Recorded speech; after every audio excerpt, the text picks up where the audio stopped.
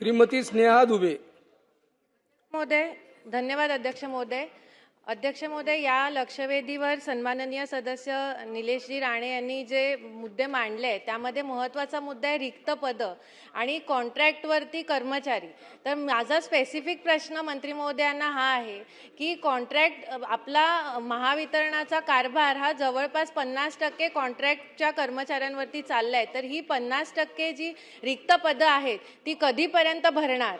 आणि पुढचा माझा स्पेसिफिक प्रश्न असा आहे की वसई तालुक्यासाठी 1722 कोटींचा RDSS अंतर्गत निधी हा मंजूर करण्यासाठी सन्माननीय मुख्यमंत्री यांनी गेल्या अधिवेशनामध्ये आश्वासन दिलं होतं, तर तो लवकरात लवकर कधीपर्यंत मंजूर करणार?